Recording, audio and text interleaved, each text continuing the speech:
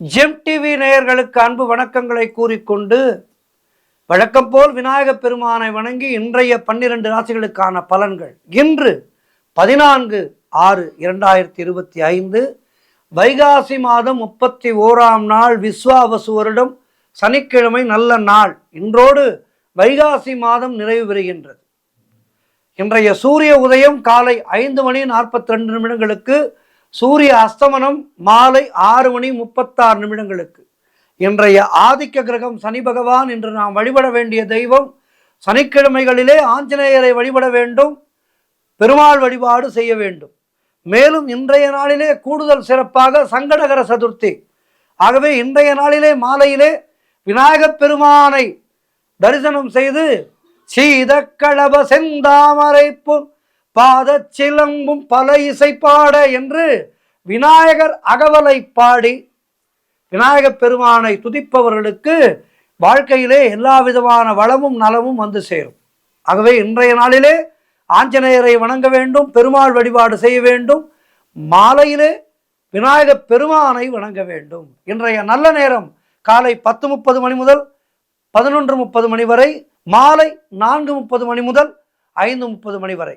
இன்றைய ராகு காலம் காலை 9 மணி முதல் 10:30 மணி வரை, யமகண்டம் மதியம் 1:30 மணி முதல் 3 மணி வரை, குளிகை நேரம் காலை 6 மணி முதல் 7:30 மணி வரை. இன்றைய சுபகோரை சுக்கிரஹோரை நேரம் மாலை 5 மணி முதல் 6 மணி வரை. இன்றைய நட்சத்திரம் இன்று நாள் முழுவதும் உத்திராட நட்சத்திரம். இன்றைய திதி இன்று மதியம் 3:27 வரை தேய்பிறை திருதியை, அதன் பின்பு சதுர்த்தி. இன்றைய சந்திராட்டம நட்சத்திரம் இன்று முழுவதும் மிருகசீரிஷம் நட்சத்திரத்துக்கு சந்திராட்டமம் இருக்கின்றது. கவனமாக இருக்க வேண்டும். தொடர்ந்து நாம் காண இருப்பது மேஷம் முதல் மீனம் வரை உள்ள 12 ராசிகளுக்கான பலன்களை. மேஷ ராசி அன்பர்களே, இன்று சந்திரன் உங்கள் ராசிக்கு 10ஆம் இடத்திலே இருக்கின்றார். உங்களுடைய ராசி அதிபதி செவ்வாயாகப்பட்டவர் ராசிக்கு 5ஆம் இடத்திலே இருக்கின்றார். ஆகவே இன்றைய நாளிலே உங்களுக்கு பெயரும் புகழும் கிடைக்கும். பொருளாதாரத்திலே பெரும் வளர்ச்சி உண்டாகும்.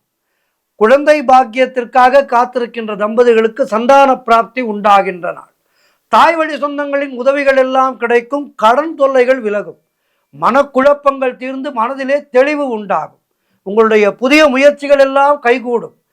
தொழிலிலே நல்ல முன்னேற்றம் உண்டாகும். திருமணம் போன்ற சுபகாரிய பேச்சுவார்த்தைகள் இனிதே முடியும். உத்தியோக வகையிலே நல்ல மாற்றம் ஏற்படும். எதிர்பார்த்த பணம் கைக்கு வரும். பொருளாதாரம் திருப்திகரமாக இருக்கும்.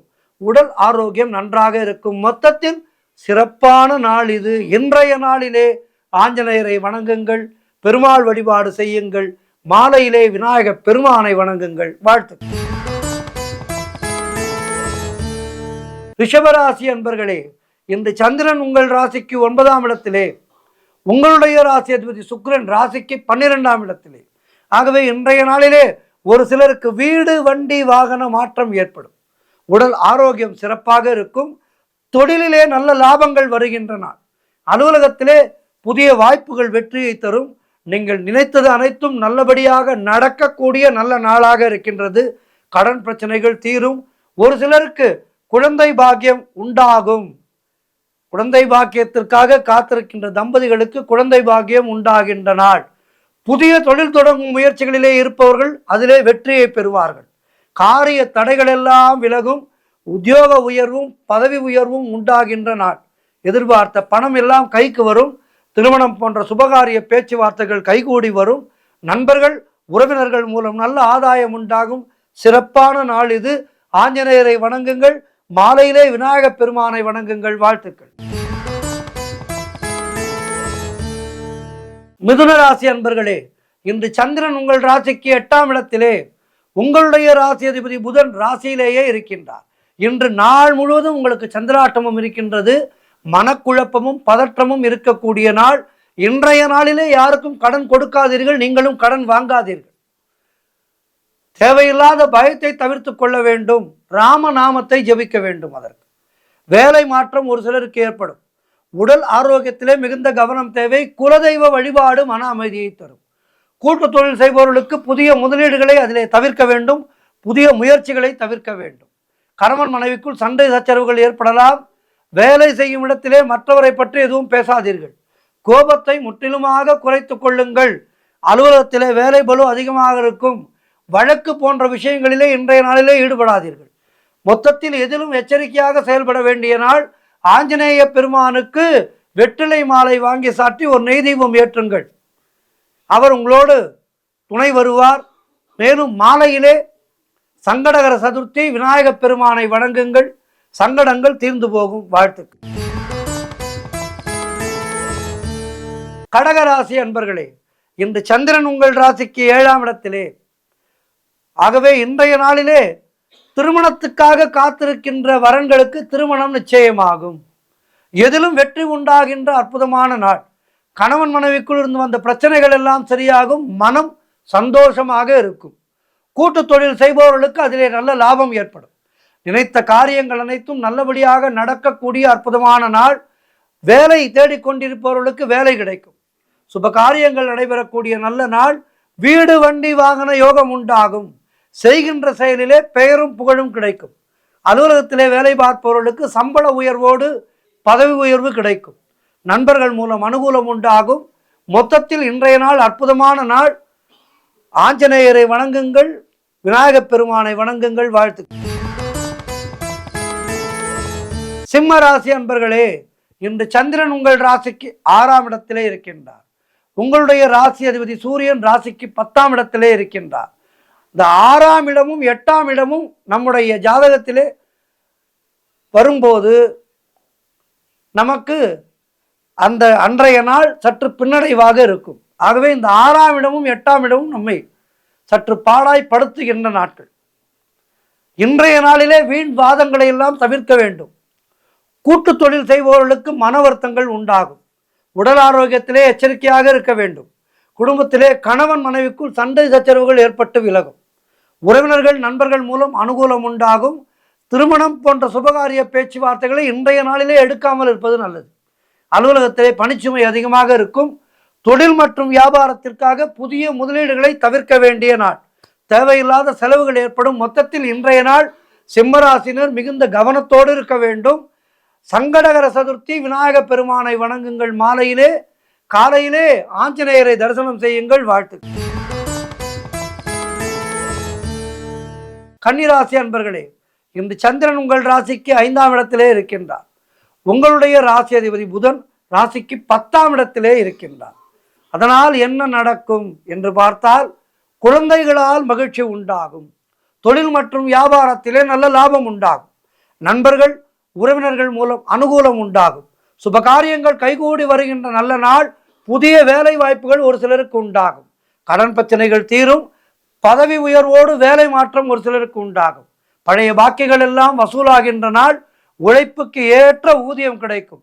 திருமண பேச்சுவார்த்தைகள் சுபமாக முடியும். பணவரவு அதிகரிக்கும். மொத்தத்தில் சுபவிரயங்கள் ஏற்படக்கூடிய சுபமான நாள். கணவன் மனைவியிடையே நல்ல ஒற்றுமை ஏற்படும். சிறப்பான நாள் இது. இன்றைய நாளிலே ஆஞ்சநேயரை வணங்குங்கள். விநாயகப் பெருமானை வணங்குங்கள். வாழ்த்து. துலாம் ராசி அன்பர்களே, இன்று சந்திரன் உங்கள் ராசிக்கு 4ஆம் இடத்திலே இருக்கின்றார். உங்களுடைய ராசி அதிபதி சுக்கிரன் ராசிக்கு 7ஆம் இடத்திலே இருக்கின்றார். ஆகவே இன்றைய நாளிலே சொந்த வீடு வாங்குவதற்கான யோகம் உண்டாகும். அது பற்றி யோசிப்பீர்கள். அதற்கான முயற்சிகளிலே இறங்குவீர்கள். வெற்றி பெறுவீர்கள். உத்தியோகத்திலே இருப்பவர்களுக்கு சம்பள உயர்வும் பதவி உயர்வும் இடமாற்றமும் கிடைக்கும். திருமண பேச்சுவார்த்தைகள் சுபமாக முடியும். மொத்தத்தில் உங்களுடைய முயற்சிகள் எல்லாம் நல்லபடியாக நடக்கின்ற நல்ல நாள். பண வரவு அதிகரிக்கும். குழந்தை பாக்கியத்திற்காக காத்திருக்கின்ற தம்பதிகளுக்கு சந்தான பிராப்தி உண்டாகும். நண்பர்கள் உறவினர்களால் ஆதாயம் உண்டாகும். தாய்வழி உறவுகள் மூலம் நல்ல ஆதாயம் உண்டாகும். தொழிலிலே நல்ல வளர்ச்சி உண்டாகும். கணவன் மனைவியிடையே ஒற்றுமை ஏற்படும். குலதெய்வ வழிபாடு அனுகூலத்தை தரும். முன்னோர்களுடைய ஆசீர்வாதம் பரிபூர்ணமாக கிடைக்கின்ற நாள். புதிய முயற்சிகள் எல்லாம் வெற்றியை பெறக்கூடிய நாள். மொத்தத்தில் சிறப்பான நாள் இது. மேலும் வெற்றிகளை பெறுவதற்கு ஆஞ்சநேயரை வணங்குங்கள். விநாயகப் பெருமானை வணங்குங்கள். வாழ்த்துக்கள். விருச்சிக ராசி அன்பர்களே, இன்று சந்திரன் உங்கள் ராசிக்கு 3ஆம் இடத்திலே இருக்கின்றார். உங்களுடைய ராசி அதிபதி செவ்வாய் ராசிக்கு 10ஆம் இடத்திலே இருக்கின்றார். ஆகவே இன்றைய நாளிலே உங்களுக்கு இளைய சகோதரர்கள் மூலம் ஆதாயம் உண்டாகும். குழந்தைகளுக்காக சுப செலவு செய்வீர்கள். எடுக்கின்ற முயற்சிகளிலே பெரும் வெற்றி கிடைக்கும். அலுவலகத்திலே வேலை பார்ப்பவர்களுக்கு வேலை மாற்றம் ஏற்படும். பொருள் வரவும் தனலாபமும் அதிகரிக்கின்ற நாள். திடீர் அதிர்ஷ்டங்கள் சிலருக்கு தேடி வரும். கூட்டு தொழில் செய்பவர்களுக்கு நல்ல லாபங்கள் வரக்கூடிய நாள். வேலை இல்லாதவர்களுக்கு நல்ல வேலை கிடைக்கும்.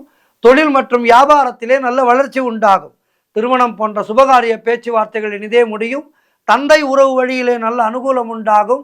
நண்பர்கள் மூலம் எதிர்பார்த்த உதவிகள் எல்லாம் கிடைக்கும். உடல் ஆரோக்கியத்திலே சிறப்பான முன்னேற்றம் ஏற்படும்.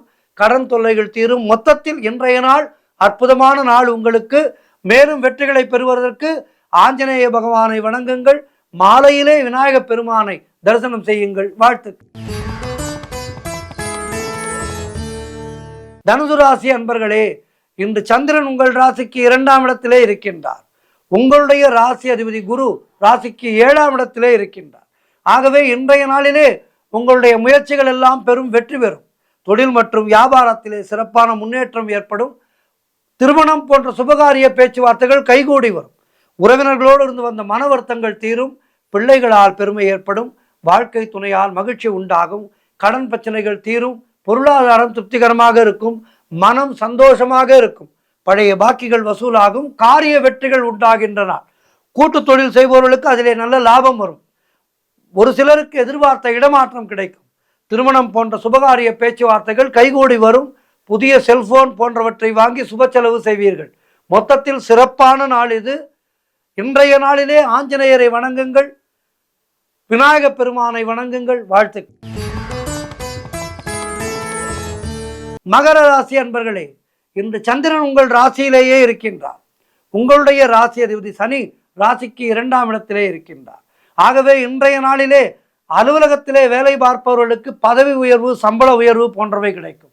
உடல் ஆரோக்கியம் திருப்திகரமாக இருக்கும். மனம் சந்தோஷமாக இருக்கும். புதிய முயற்சிகள் எல்லாம் பெரும் வெற்றியை பெறும். தொட்டதெல்லாம் பொன்னாகக்கூடிய அற்புதமான நாள். பணவரவு அதிகரிக்கும். பொருளாதாரம் திருப்திகரமாக இருக்கும்.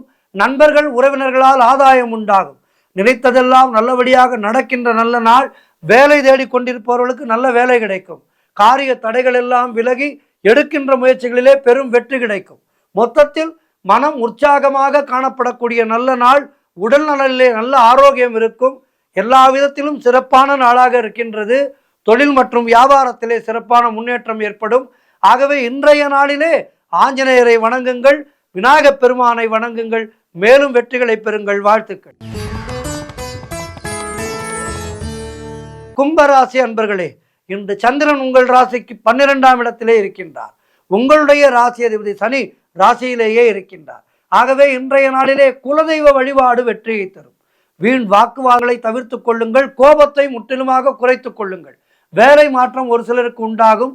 தேவையில்லாமல் மற்றவர்களுடைய விஷயங்களே தலையிடக்கூடாது. காரிய அனுகூலம் உண்டாகின்ற நாள். மேலதிகாரிகளால் நெருக்கடிகள் உண்டாகும். வீண் விரயங்கள் உண்டாகின்ற நாள். தொழில் சம்பந்தமான புதிய கடன் எதுவும் வாங்காதீர்கள். கடன் கொடுக்காதீர்கள். காரிய அனுகூலம் உண்டாகும். உத்தியோக உயர்வு, பணியிட மாற்றம் போன்றவை கிடைக்கும். பொருளாதாரத்திலே நெருக்கடியான சூழ்நிலை இருக்கின்றது. கவனமாக இருக்க வேண்டும். அலுவலகத்திலே வேலை பளு அதிகமாக இருக்கும். மொத்தத்தில் இன்றைய நாளிலே எல்லா விதத்திலும் எச்சரிக்கையாக இருக்க வேண்டிய நாள். ஆஞ்சநேயரை வணங்குங்கள். அனுமன் சாலிசா படியுங்கள், கேளுங்கள். விநாயக பெருமானை தரிசனம் செய்யுங்கள். அருகம்புல் மாலை வாங்கி சாற்றி அகல் தீபம் ஏற்றி வையுங்கள். விநாயக பெருமானுக்கு சங்கடகர சதுர்த்தி முடிந்தால் விநாயக பெருமானுக்கு கொழுக்கட்டை செய்து நைவேத்தியம் செய்து அதனை விநியோகம் செய்யுங்கள். ஆகவே இன்றைய நாள் சிறப்பாக இருக்கும். மீன ராசி அன்பர்களே, இன்று சந்திரன் உங்கள் ராசிக்கு 11ஆம் இடத்திலே இருக்கின்றார். உங்களுடைய ராசி அதிபதி குரு ராசிக்கு 4ஆம் இடத்திலே இருக்கின்றார். ஆகவே இன்றைய நாளிலே உங்களுக்கு எல்லா விதமான பாக்கியங்களும் கிடைக்கின்ற நல்ல நாள். மூத்த சகோதரர்கள் மூலம் ஆதாயம் உண்டாகும். பொருளாதாரத்திலே வளர்ச்சி உண்டாகும். குடும்ப ஒற்றுமை சந்தோஷத்தை தரும். நண்பர்கள் உறவினர்கள் மூலம் அனுகூலம் உண்டாகும். எதிர்பார்த்த பணம் கைக்கு வரும். வீடு வண்டி வாகன மாற்றம் ஏற்படும். குழந்தைகளால் பெருமை ஏற்படும். காரிய தடைகள் ஏற்பட்டு விலகும். உடல் ஆரோக்கியத்திலே சிறப்பான முன்னேற்றம் ஏற்படும். சுபகாரியங்கள் நடக்கக்கூடிய அற்புதமான நாள். தொழிலிலே நல்ல லாபங்கள் ஏற்படும். கடன் பிரச்சனைகள் தீரும். வேலை தேடி கொண்டிருப்பவர்களுக்கு நல்ல வேலை கிடைக்கும். மொத்தத்தில் இன்றைய நாள் அற்புதமான நாளாக இருக்கின்றது. ஆஞ்சநேயரை வணங்குங்கள். விநாயக பெருமானை வணங்குங்கள். மேலும் நற்பலன்களை பெறுங்கள். வாழ்த்துக்கள். 12 ராசியினருக்கும் இன்றைய நாள் சிறப்பாக இருக்க பிரார்த்திக்கின்றேன். ஆஞ்சநேயரை வணங்குங்கள், விநாயகப் பெருமானை வணங்குங்கள். இன்றைய நாளிலே சங்கடகர சதுர்த்தி. உங்கள் எல்லோருடைய சங்கடங்களையும் விநாயகப் பெருமான் தீர்த்து வைப்பார். நன்றி, வணக்கம். இன்றைய ஆன்மீக தகவல். நம்முடைய ஞானிகளும் ரிஷிகளும் பல்லாண்டு காலம் இந்த உலகத்திலே வாழ்ந்தார்கள் என்றால் அவர்கள் எல்லோரும் இந்த முறையான மூச்சு பயிற்சியை கடைபிடித்து இந்த வாழ்விலே வாழ்வாங்கு வாழ்ந்தார்கள் இந்த உலகத்திலே. ஆகவே நம்முடைய உடலிலே இந்த சுவாச காற்றை மிகச் சரியான முறையிலே பயிற்சி செய்து யோக பயிற்சி செய்து தியானம் பழக்கி இந்த மூச்சு காற்றை நாம் நம்முடைய ஆதிக்கத்துக்கு கொண்டு வந்தால், முறையாக அந்த மூச்சு பயிற்சியை செய்தால் யமனை வென்று வாழலாம் என்று சொல்கின்றார்கள். இது ரிஷிகளே சொல்கின்றார்கள், முனிவர்கள் சொல்லியிருக்கின்றார்கள். குறிப்பாக திருமூலர் இதை பற்றி நிறைய எழுதியிருக்கின்றார். திருமூலர் இந்த உலகத்திலே பல்லாண்டு காலம் வாழ்ந்தவர் என்று சொல்கின்றது.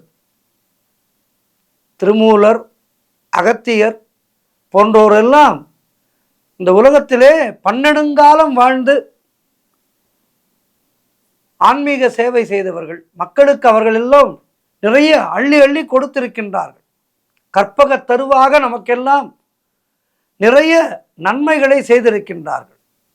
அப்படி திருமூலர் மூச்சு பயிற்சியிலே கடவுளை காண்பது எப்படி, கடவுளையே காணலாம் மூச்சு பயிற்சி மூலம் என சொல்லியிருக்கின்றார். எப்படி அது என்று பார்க்கலாம். இது நாளொன்றுக்கு ஒன்றாக செய்ய வேண்டுமாம் இந்த பயிற்சியை. முதல் நாளிலே கடவுளை காண எடுக்கும் முதல் அடி.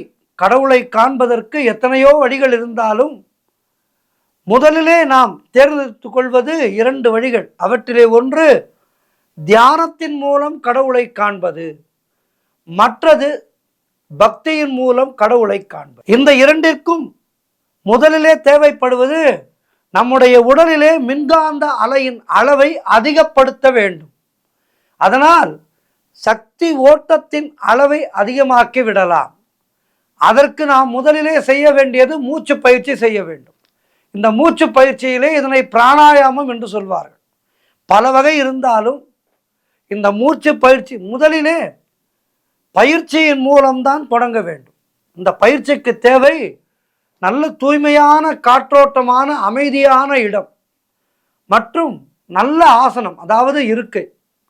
தற்போது பத்மாசனத்திலோ அல்லது உங்களுக்கு வசதியான ஒரு ஆசனத்திலோ அமர்ந்து கொண்டு பத்மாசனத்திலே இருக்க விரும்பினால், ஆக இந்த பத்மாசனத்திலே அமரும் போது உங்களுடைய முதுகு, கழுத்து மற்றும் தலை ஒரே நேர்கோட்டிலே இருப்பது போல நல்லா நிமிர்ந்து அமர்ந்து கொள்ள வேண்டும்.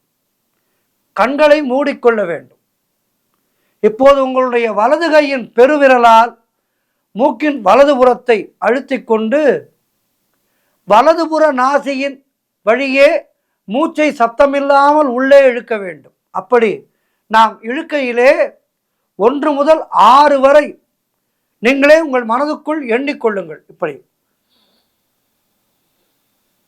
இப்படி செய்து கொண்டு 1 முதல் 6 வரை எண்ணிக்கொள்ளுங்கள். அப்படி எண்ணிக்கொண்டு மூச்சை நன்கு இழுத்து விடுங்கள். பிறகு மூச்சை உள்ளேயே நிறுத்தி கொண்டு 1 முதல் 3 வரை எண்ண வேண்டும்.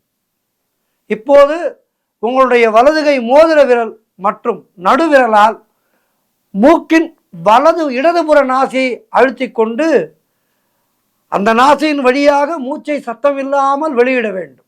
இப்போது மறுபடியும் 1 முதல் 6 முறை எண்ண வேண்டும். தற்போது மூச்சை உள்ளே இழுக்காமல் அப்படியே கா முதல் ஞ வரை எண்ண வேண்டும். இப்படி தற்போது மூச்சை உள்ளே இழுக்காமல் அப்படியே இருந்து கொண்டு 1 முதல் 6 வரை எண்ண வேண்டும். இப்படி 5 நிமிடங்கள் வரை செய்து கொண்டே இருக்க வேண்டும், மாற்றி மாற்றி. இந்த பயிற்சி செய்வதற்கு விடியற்காலை நேரம் என்பது சால சிறந்தது. விடியற்காலை நேரத்திலே இதனை செய்ய வேண்டும். அல்லது மதியத்திலே செய்யலாம்.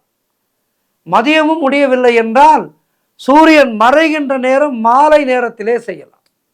இது முதல் நாள் பயிற்சி. இந்த முதல் நாள் பயிற்சியை நன்கு செய்து அதன் பிறகு இரண்டாம் நாளிலே மீண்டும் இதே போல் செய்ய வேண்டும்.